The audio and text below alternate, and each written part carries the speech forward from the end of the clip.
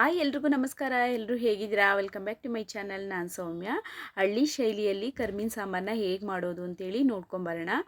ಮೊದಲಿಗೆ ಒಂದು ಜಾರನ್ನ ಇಟ್ಕೊಂಡಿದ್ದೀನಿ. ಅದಕ್ಕೆ ಈರುಳ್ಳಿನ ಹಾಕ್ಕೊಳ್ತಾ ಇದ್ದೀನಿ, ಹಾಗೆಯೇ ಟೊಮೆಟೊನ ಹಾಕ್ಕೊಳ್ತಾ ಇದ್ದೀನಿ, ಬೆಳ್ಳುಳ್ಳಿ ಮತ್ತು ತೆಂಗಿನಕಾಯಿನ ಹಾಕ್ಕೊಂಡಿದ್ದೀನಿ. ನಂತರ ಅದಕ್ಕೆ ಕೊತ್ತಂಬರಿ ಸೊಪ್ಪನ್ನು ಕೂಡ ಆ್ಯಡ್ ಮಾಡ್ಕೊಳ್ಳಿ. ಹಾಗೆ ನಂತರ ಸಾಂಬಾರು ಪೌಡರ್ನ ಸೇರಿಸ್ಕೊಂಡು ಸಣ್ಣದಾಗಿ ರುಬ್ಬಿಟ್ಕೊಳ್ತೀನಿ. ಸ್ಟವ್ ಮೇಲೆ ಒಂದು ಬಾಣಲಿನ ಇಟ್ಕೊಂಡಿದ್ದೀನಿ. ಕರ್ಮೆನ್ನ ಸೇರಿಸ್ಕೊಂಡು ನೀಟಾಗಿ ಫ್ರೈ ಮಾಡ್ಕೊಳ್ತಾ ಇದ್ದೀನಿ. ಹಾಗೆ ಡ್ರೈ ಆಗೇ ನೀಟಾಗಿ ಫ್ರೈ ಮಾಡ್ಕೊಳ್ತಾ ಇದ್ದೀನಿ. ಇದನ್ನು ಒಂದು 2-3 ಸಲ ಕ್ಲೀನಾಗಿ ತೊಳೆದಿಟ್ಕೊಳ್ಬೇಕು. ನಂತರ ಸ್ಟವ್ ಮೇಲೆ ಒಂದು ಕುಕ್ಕರ್ನ ಇಟ್ಕೊಂಡಿದ್ದೀನಿ. ಕುಕ್ಕರ್ಗೆ ಸ್ವಲ್ಪ ಎಣ್ಣೆನ ಸೇರಿಸ್ಕೊಂಡು ಹಾಗೆ ಒಂದು ಈರುಳ್ಳಿನ ಸಣ್ಣದಾಗಿ ಕಟ್ ಮಾಡಿ ಹಾಕ್ಕೊಂಡಿದ್ದೀನಿ. ರುಬ್ಬಿರೋಂಥ ಖಾರ ಏನಿದೆ ಅದನ್ನು ಸೇರಿಸ್ಕೊಂಡು ಅವರೆಕಾಳನ್ನ ಹಾಕ್ಕೊಳ್ತಿದ್ದೀನಿ. ನಾನಿಲ್ಲಿ ಹಾಕ್ಕೊಂಡಿರೋದು ಹಸಿ ಅವರೆಕಾಳು.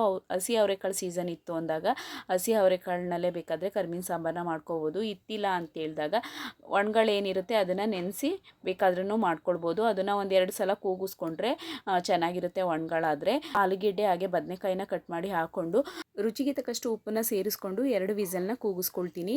ನಮ್ಮನೆಯಲ್ಲಿ ಸ್ವಲ್ಪ ಕರ್ಮೀನ್ ಸಾಂಬಾರನ್ನ ತಿನ್ನೋದು ಕಡಿಮೆ.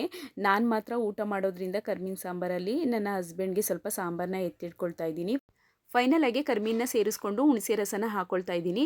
ಕರ್ಮೀನ್ ಏನಿದೆ ಅದು ಒಂದು 10 ನಿಮಿಷ ತನಕನೂ ಕ್ಲೀನಾಗೆ ಬೇಯಬೇಕು. ಅಲ್ಲಿ ತನಕನೂ ಕುದಿಸ್ಕೊಂಡ್ರೆ ಕರ್ಮೀನ್ ಸಾಂಬಾರು ರೆಡಿಯಾಗಿಬಿಡುತ್ತೆ. ನೋಡಿದ್ರಲ್ಲ ಕರ್ಮೀನ್ ಸಾಂಬಾರನ್ನ ಹೇಗೆ ಮಾಡೋದು ಅಂತ ಹೇಳ್ಬಿಟ್ಟು.